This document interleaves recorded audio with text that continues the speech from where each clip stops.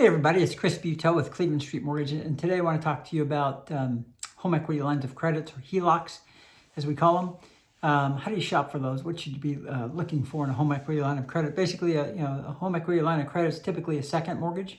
Doesn't have to be, but generally you have a first mortgage on your home, and then you go to a credit union or a bank, and they'll give you a revolving credit line, and it's a fixed maximum amount. But it's revolving, so you can borrow against it, pay it off, borrow against it, pay it off, and typically, it's an interest only. It doesn't go into repayment generally until about 15 years in. The most terms of home equity lines of credit are 15-year draw period, then a 10-year repay. So you've got that 15-year period where you can draw on it and then pay it back, and the thing doesn't go away. It's still there. You can borrow that amount again, and it's a great vehicle to have, a liquidity vehicle to have.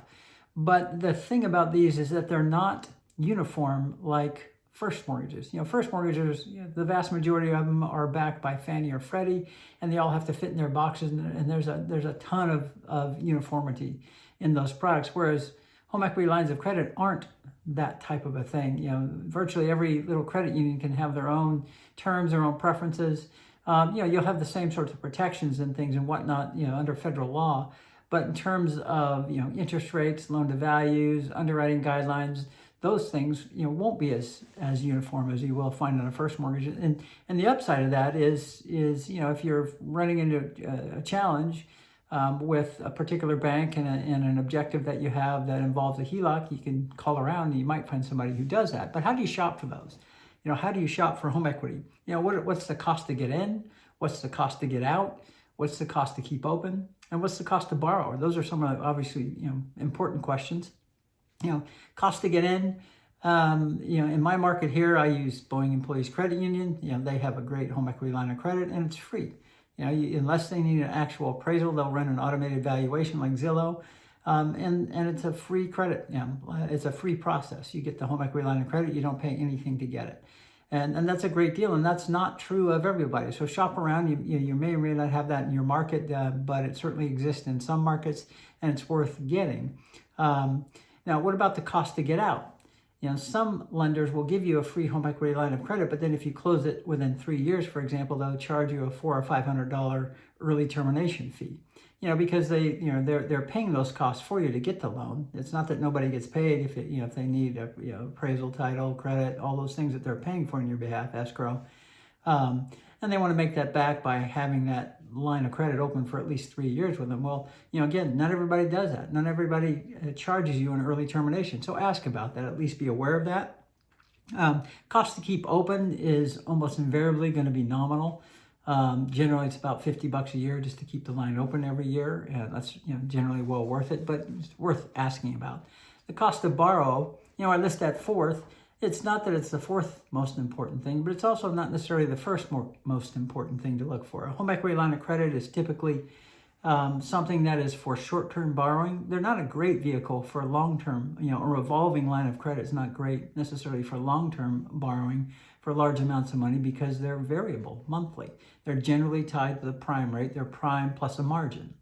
And so, you want to make sure that, that your line of credit is competitive, but it doesn't have to be the cheapest one on the planet. You really, I value more just operational efficiency with the bank, how easy it is to get, how easy is it to administer when I have that line of credit. And so those are the things to look for, but you do want to know how, what is the price? And generally it's going to be, what is your margin over prime? Prime is the index, and that will move up and down over time. And that's, and they're variable monthly.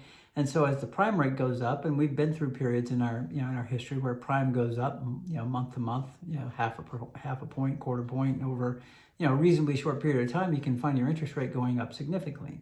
And so that's why it's not a great long-term source of funds, but you do want to know, okay, what are you charging me? And now what they do charge you, the margin over prime is going to vary based upon your credit score and the loan to value.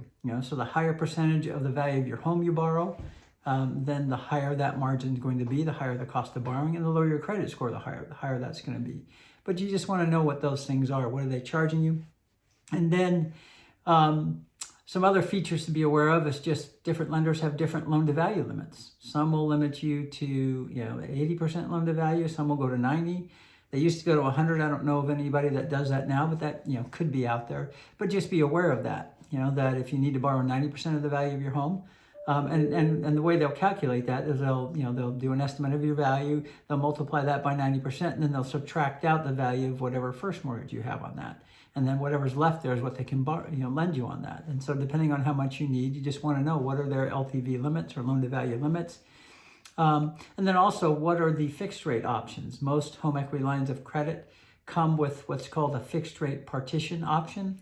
So if I have a $100,000 home equity line of credit and I draw $50,000 on it, and I want to put $30,000 into a fixed rate loan, I want to take that part of that 50 and turn it into a fixed rate loan, then most home equity lines of credit providers will do that. They'll provide you a fixed rate partition. But the thing to be aware of there is the rates aren't going to be as low as what you're getting, on the variable rate revolving line of credit. So the rate will probably be a little bit higher, but it'll be fixed.